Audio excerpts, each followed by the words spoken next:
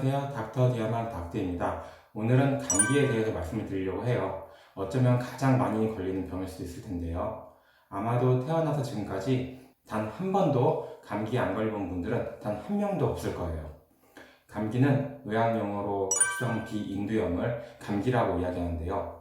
공기가 폐까지 이동한 통로 중에서 목이나 코에서 성대 부근에 있는 후두까지를 상기도라고 하고 그 아래쪽을 하기도라고 부르게 돼요. 이 중 윗부분인 상기도에 감염이 되었을 때 감기라고 부르게 돼요.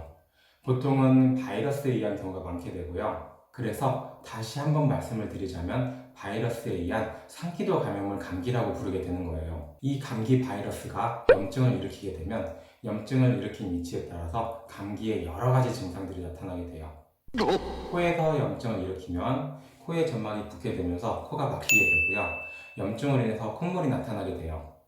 목에서는 염증이 발생하면서 통증이 생기게 되고요. 마찬가지로 염증으로 인해 가래가 끼게 돼요. 이 가래를 뱉어내기 위해 혹은 목의 상처로 인한 자극이나 가려움증으로 인해서 기침이 생기게 되고요. 그 외에 전신적인 증상으로 두통이나 발열, 오한, 근육통 등이 생기게 돼요. 보통은 이런 감기 증상은 일주일 정도 지속이 되는데요. 3, 4일 정도 그 증상이 점점 심해지다가 그 이후에 증상이 좋아지시면서 감기가 낫게 돼요. 그럼 감기를 일으키는 바이러스는 뭐가 있을까요? 가장 흔한 원인으로는 리노바이러스가 한 30에서 50%를 차지한다고 하고요. 신종 코로나 바이러스로 최근 유명해진 코로나 바이러스가 10에서 15%를 차지를 해요. 그 외에 호흡기 세포 융합 바이러스, 파라인플루엔자 바이러스, 그리고 아데노바이러스, 엔테로바이러스, 그리고 그 외에도 많은 바이러스가 감기를 일으키는데 관여를 해요. 감기에 약이 없다는 말을 많이 하곤 하는데요. 그 이유가 원인 바이러스가 너무 많고 이 바이러스들이 변이를 잘 일으키기 때문에 그래요.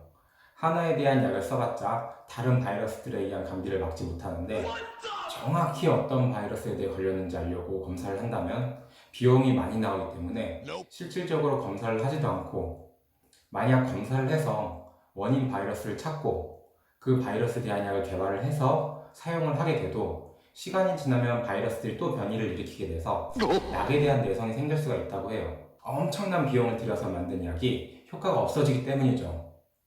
그리고 무엇보다 치료약을 만들지 않는 가장 큰 이유는 감기에 걸려도 보통 대부분 큰 문제 없이 시간이 일주일 정도 지나면 낫기 때문에 약을 개발하고 대량으로 생산하는 데 드는 비용에 비해서 약을 써서 얻는 이득이 적다고 생각하기 때문이에요. 그럼 감기에 걸렸을 때 병원에서 주는 약은 뭘까요? 이건 치료약이 아니라 증상을 완화시키는 증상 완화제예요.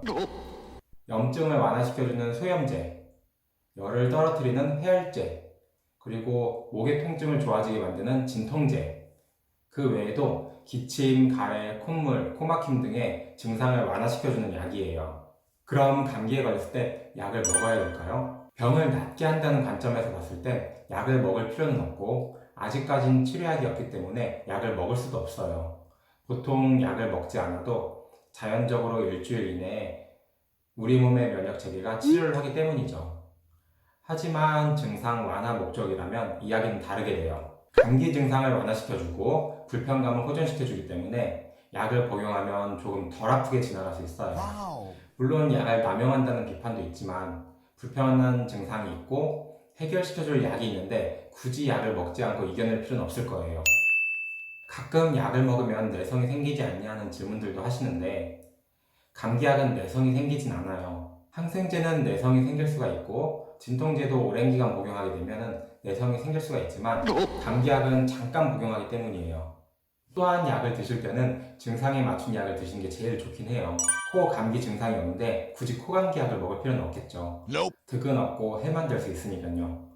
그래서 종합감기약보다는 증상에 맞추어서 약을 복용하시는 편이 조금 더 나으실 거예요. 또 하나 감기라고 마냥 우습게 볼 수는 없어요. 나이가 많거나 만성질환 있는 분들은 증상이 심하게 올 수도 있고 바이러스성 폐렴이나 기타 다른 합병증도 올 수 있거든요. 그래서 단순히 감기인 것 같아도 일주일 이상 증상이 지속되거나 증상이 심하시다면 병원에서 한번 진료를 받아보시는 것이 좋으세요. 오늘 준비한 영상은 여기까지예요. 도움이 좀 되셨나요? 다음에도 유익한 주제를 가지고 다시 한번 찾아뵙겠습니다. 지금까지 닥터 리아만 닥터였습니다. 감사합니다.